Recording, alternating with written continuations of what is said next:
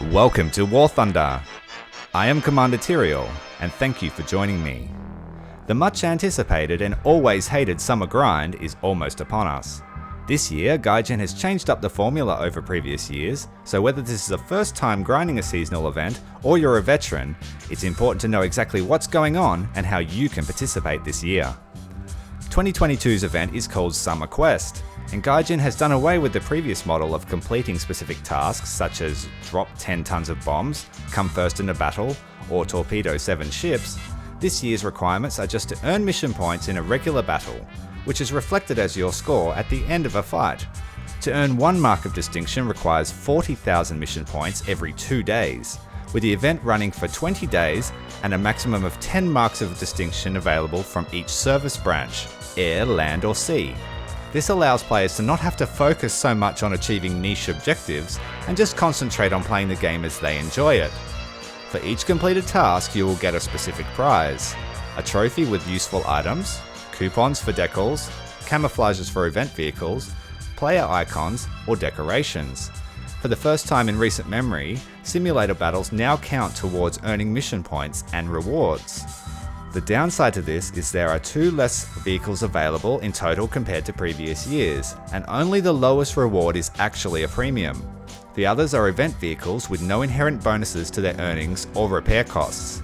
As a result, the rewards are kind of uninteresting and require at least 16 days of effort until a real result is achieved. The other change is that the later tier rewards are only sellable on the marketplace if you achieve all 10 marks for a particular branch, requiring players that rely on this time of year to fund their premium time to have to work even harder. If you're unsure exactly how to earn the most mission points, after completing a good or decent game, bring your mouse cursor over to your score and a tooltip will show you a breakdown of your earnings. This allows you to work out which actions are more profitable within your own playstyle. Personally, I don't like these changes, as I like specific objectives and challenges, but I do like the relative simplicity and some of the vehicles available as rewards. With the top 3 prizes being close to top tier, players who are yet to reach these tiers may find it desirable to jump into a specific era or nation without having to fork out real cash. Now that the basics are out of the way, let's look at this year's rewards, starting with ground forces. The first and easiest reward to obtain is the Hungarian Stug, the Zrínyi 1. The Stug had a profound impact on the way Germany's allies managed their armoured tactics and devised new tanks, as was seen on the Eastern Front.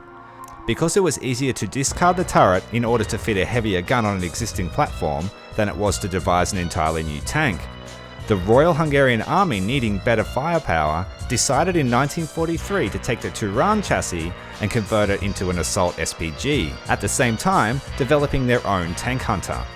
These took the name of Miklós Zrínyi, a 17th century Croatian-Hungarian statesman and military leader. The first of the 2 versions developed, the 44M Zrínyi 1, was meant to bear the 43 caliber high-velocity 75mm gun, developed from the German Pak-40. It was hoped to fulfill the same role as the German tank hunters. A coaxial machine gun was also intended, however the development took an extended time, mostly due to vibration issues, and the only prototype was completed and tested in late 1943. The vehicle was ordered only in January 1944, hence the 44M designation. The Soviet occupation of Hungary stopped these prospects. Described as well protected, I doubt this, based on the overall rivet-based design of the armour. The 75mm Hungarian-made cannon is mounted in a ball mount at the front of the SPG and has a fairly good angle of decline. The cannon can fire several types of rounds, including heat and chambered armor-piercing shells, the latter being capable of penetrating more than 140mm of armor at close range. How useful this will be remains to be seen, but it will offer some variety to the Italian lineup. The in-game model also comes armed with 6 Nebelwerfer rockets, which is the most interesting part of the vehicle in my view. The Leopard 2AV is the main prize for ground forces. This MBT sits at rank 6 in the German tech tree. The tank is a transitional version from the Leopard 1 to the serial Leopard 2. The vehicle has a 105mm L7A3 cannon, familiar with the first series, while the fire control system, engine and armour layout correspond to early Leopards from the second series.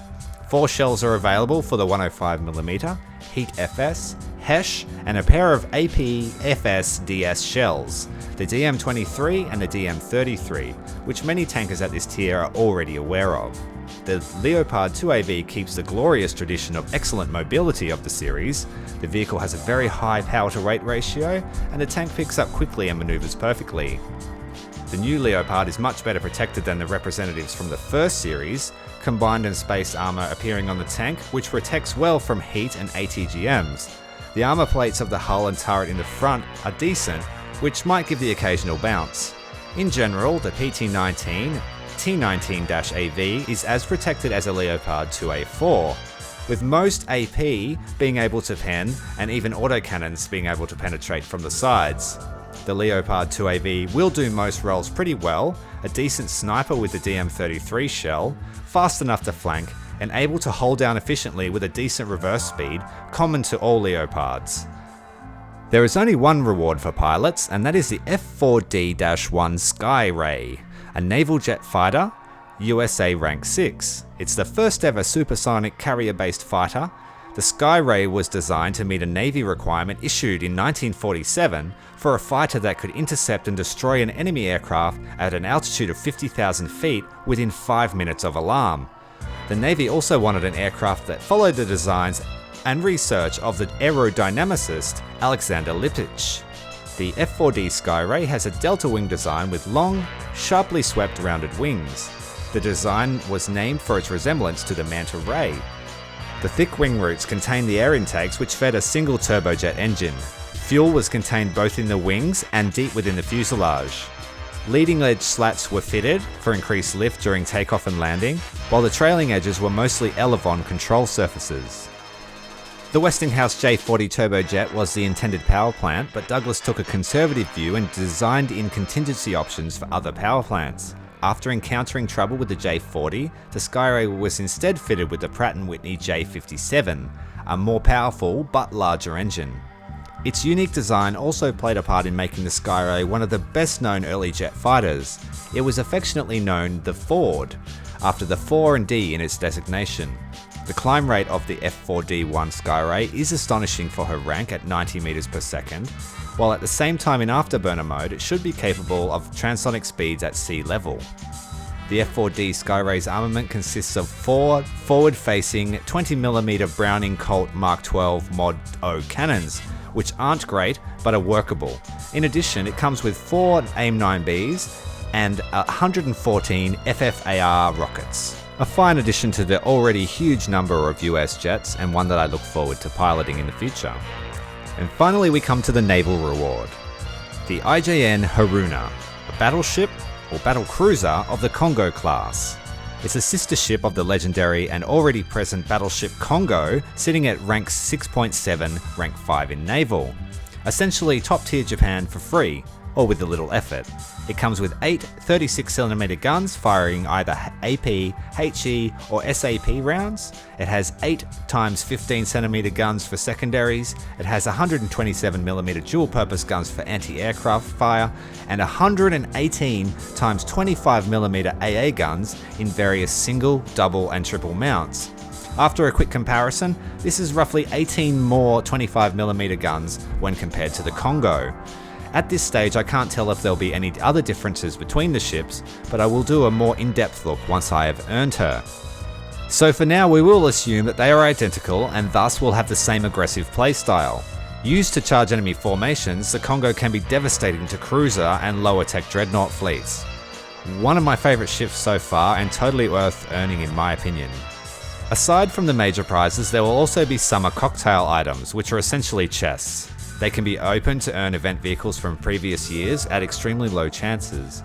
Personally, I would stay away from these unless you earn them for free, as most of the time they are just there to drain silver lions and rarely offer you anything substantial.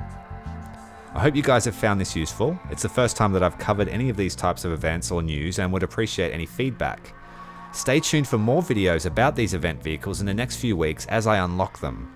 Also, if you need any tips for grinding out any of the naval marks of distinction, make sure to check out the back catalogue of videos that I have, as many of them are useful for explaining how to succeed in naval. Good luck with the grind in summer. Until next time, Commander Tyrael, out.